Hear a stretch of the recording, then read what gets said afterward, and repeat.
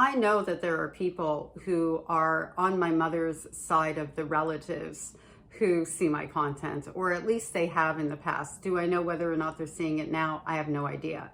And I know for a fact that they have chosen to believe her. And I say chosen because I also know for a fact, particularly where my aunts are concerned, that they knew that she was a problem at a minimum.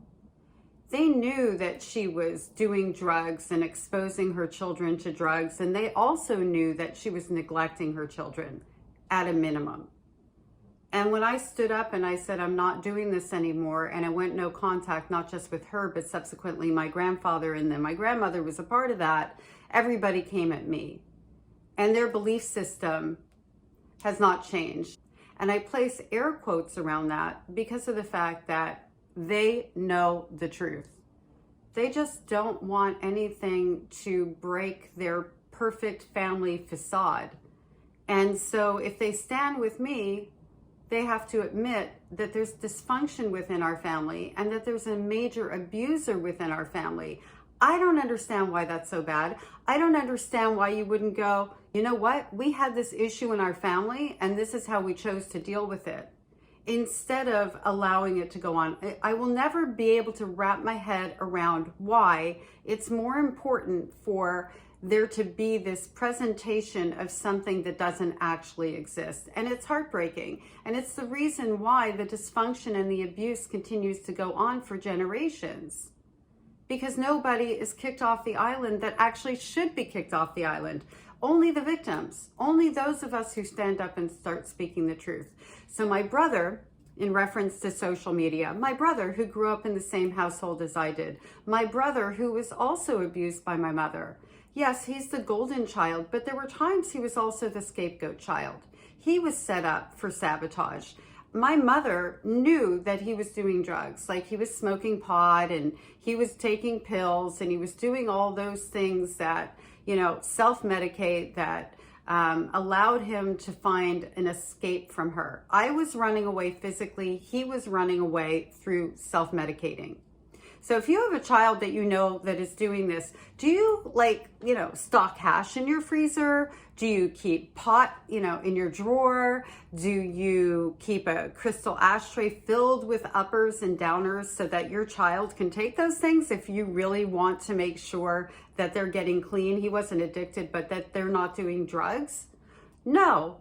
But what she cared to do was make him tank so that she could look like the victim of him as well. So there was that dynamic between the two of them, but ultimately he was her golden child because he was the keeper of her secrets and her protector. He was parentified from her. He was like a pseudo spouse to her many times. So there were a lot of moving pieces in that. Anyway, I did a news interview when I first published my book on Global News here in Montreal. And in the interview, we were talking about the fact that my brother used to steal those drugs from my mother. And my mother would do this thing where she would come to me and say, did your brother take the drugs? And I would just play I don't know, because I'm not throwing him under the bus.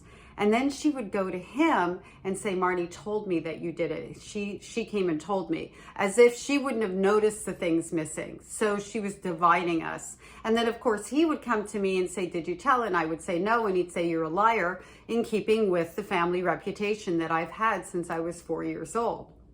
So here I am doing this interview talking about this. And my brother posts on my Facebook when I posted the interview. I think he must have thought that the interview was being posted by Global News, not me. I don't think he realized how Facebook worked at that time and that I would see his post, or maybe he wanted me to, but I believe that he didn't want the interaction with me. And he said on the post, does she ever tell the truth, in reference to me? The sister who grew up in the same house as him. And what he was talking about, because we did message a little bit after that, which didn't go well, it didn't go anywhere because he belongs to her, was that he's like, I never did drugs with our mother. And I'm like, I've never said you did drugs with our mother. I said you stole drugs from our mother, and that's true. And he didn't deny that. And he said something like, I've read excerpts of your book and you're not telling the truth anywhere. And I'm like, well, maybe you should read it in its entirety instead of out of context. But, that's not going to happen. Maybe he has now, but nothing's going to change. And even if it did, all these years later, I have been so betrayed by my entire group of relatives on my mother's side of the family that I can't see possibly being able to form a relationship that would have any value for me. And as a side note, my younger cousin, he's a little bit over a year younger than I am. I ran into him in the streets about a decade ago or so, and he asked me why I ran away from home.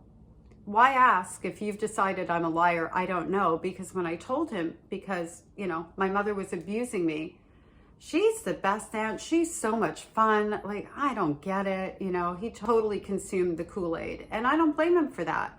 He was raised in that just like I was, and he had a buffer. My mother lived in Florida, he lives in Canada, he saw her a couple of weeks out of the year, of course he's gonna love her.